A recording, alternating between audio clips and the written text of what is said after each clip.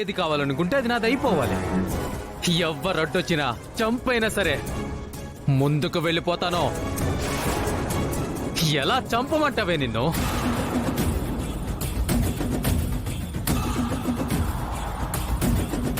కత్తితో పొడిచి పొడిచి చంపమంటావా? గన్నుతో కాల్చి చంపమంటావా?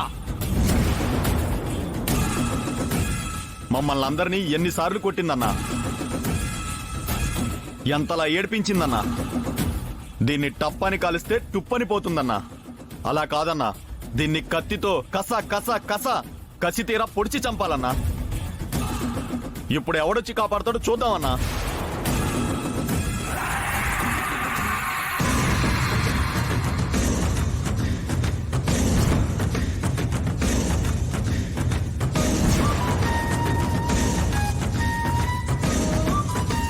ఇప్పుడు నిన్ను చంపుతాను. ఇదే కత్తి తీసుకెళ్లి ఆ చరణ్ గాడి గుండెల్లో గుచ్చుతాను.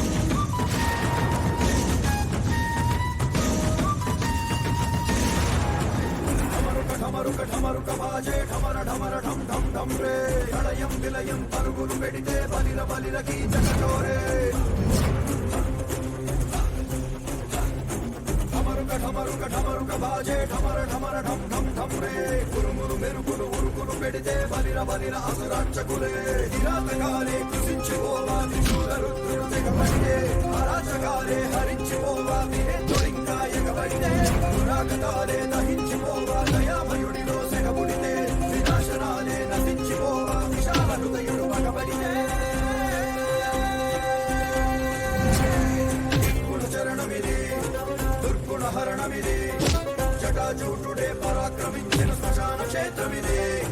నిశ్చల ప్రణవమిది, నిర్భయ నటనమిది. హలాహలాన్ని స్కలించనున్న భిక్షుని రౌద్రమిది.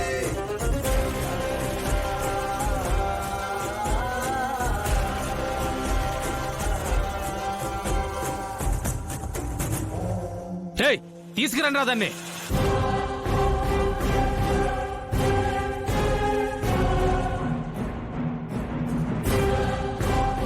బోనులో బంధించిన సింహం సింహమే అని నిరూపించావే. నిన్ను కత్తితో కాదు, నీకు గన్నే కరెక్టో. రే గన్నేవన్రా.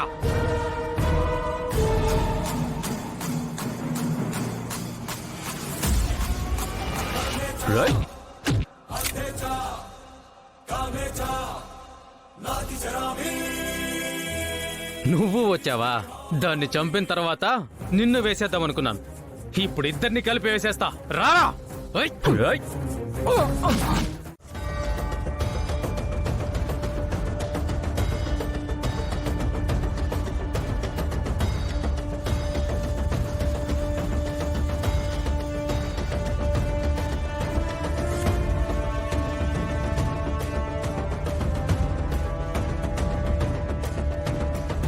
హీరోయిన్ని దొంగలెత్తుకుపోయారు.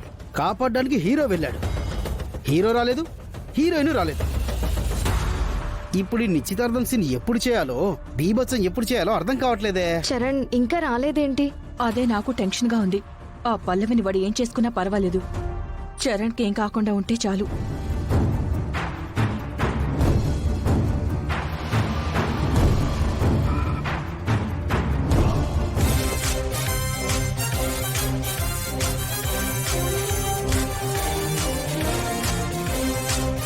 అదిగో అన్నయ్య ఫ్రెండ్ వచ్చేసారు.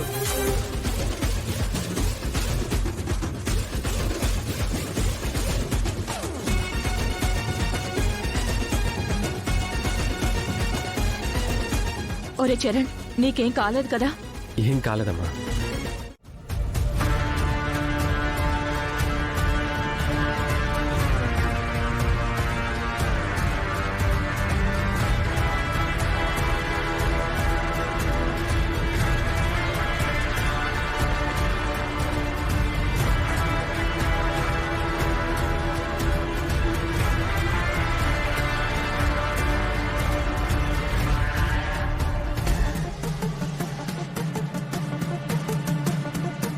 ఏంటంటే ఆ పల్లవి బ్లడ్ శాంపిల్స్ లో మత్తు పదార్థాలు లేవని రిపోర్ట్ రావడం ఏంటి?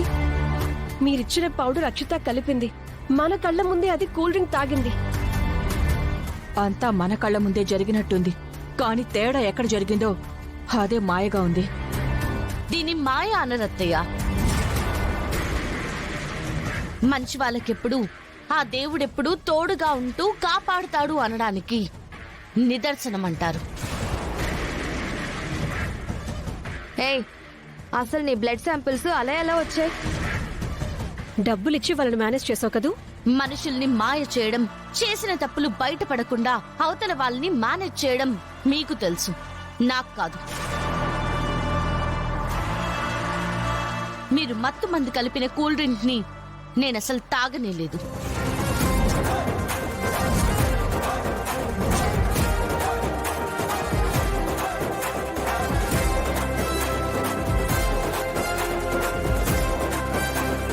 తాగకపోవటం ఏంటి?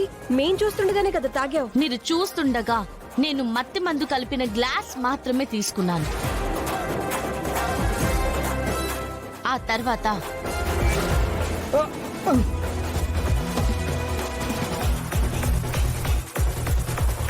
చంటి,